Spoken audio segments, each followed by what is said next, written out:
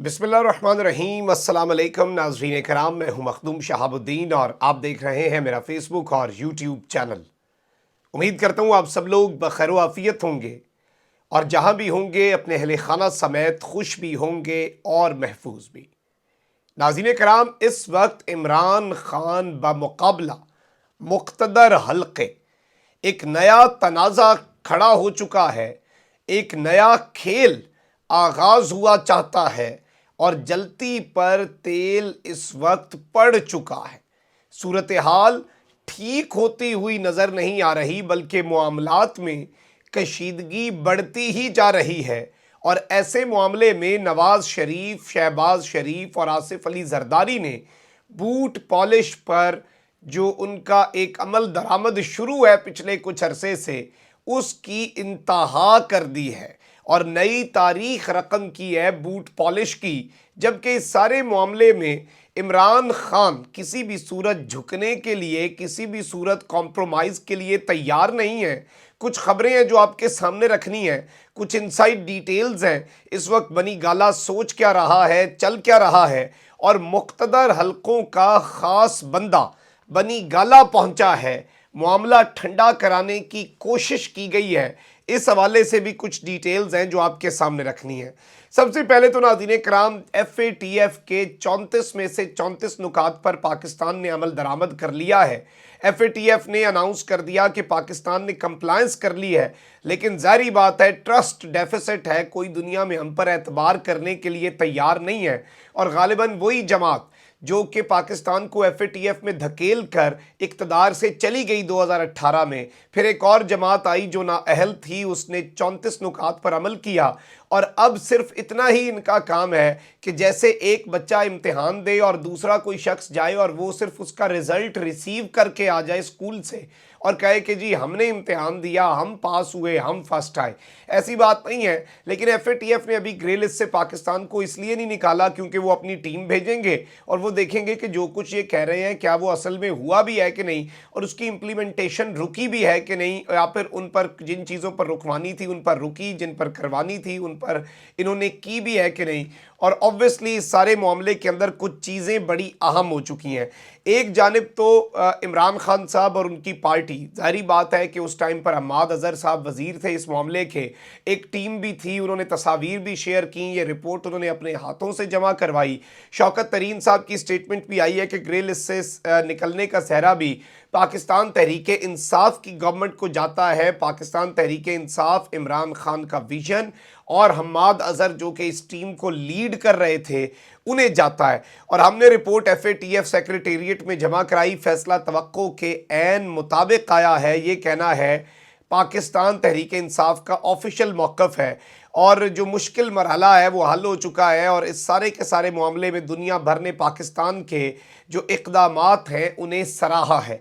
अब यहाँ तक तो चीज़ें चल रही थी। कल इम्पोर्टेड हुकूमत क्रेडिट लेने की थोड़ी बहुत कोशिश कर रही थी, बिलावल को इसका क्रेडिट दिया जा रहा था, शहबाज शरीफ की तस्वीरें बीच में धक्के से फिक्स की जा रही थी। अलबत्ता ये कंप्लायंस की जो रिपोर्ट है FATF की कि कितने आपने एक्शन पॉइंट्स जो उन्होंने दिए उनके साथ कंप्लाई किया है, ये जी अक्टूबर 2021 से मार्च 2022 की थी।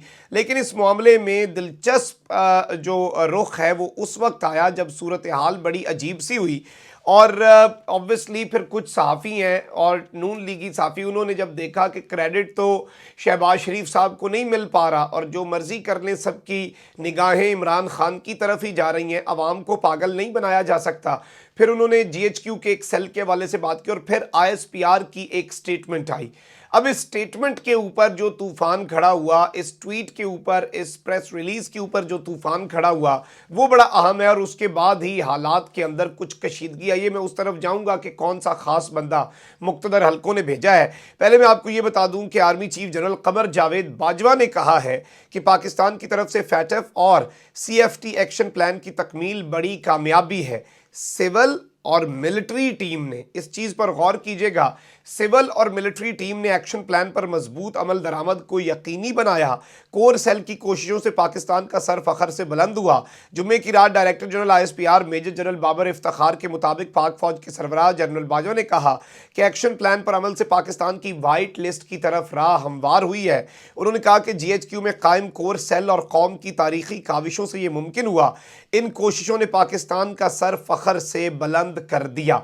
अब यहाँ तक तो ये बयान ऑब्वियसली इसके अंदर कौम को मुबारकबाद है, और इसमें सिविल मिलिट्री क़यादत एक दरअसल सेल बनाया गया था जनरल हेडक्वार्टर्स के अंदर, जो कोऑर्डिनेशन के लिए बड़ा आम था, और पाकिस्तान को FATF से निकालने के लिए अकेला अगर कहें कि कोई सिविलियन निकाल सकता था, ये भी नामुमकिन है। अकेला मिलिट्री निकाल सकती थी, ये भी नामुमकिन था। और 4 साल तक किसे नहीं मालूम कि आखिरी 6-7 महीने निकाल दें, चले 3 साल लगा लें, ये 1 पेज था, और इस 1 पेज की तारीख़ी मिसालें दी जाती थीं। पाकिस्तान की तारीख़ में सिविल मिलिट्री ताल्लुकात इतने बेहतर आज के दिन तक नहीं हुए जितने उस 3 साला दौर के अंदर इमरान खान साहब, जनरल कमर जावेद बाजवा, और फिर जब इस जोड़ी में जनरल फैज़ हमीद की एडिशन हुई और ये 3 बड़ों ने कुछ फैसले किए, उस वक्त तक सब कुछ ठीक जा रहा था। न जाने बीच में किस चीज़ को नज़र लगी, वो एक अलग डिबेट है।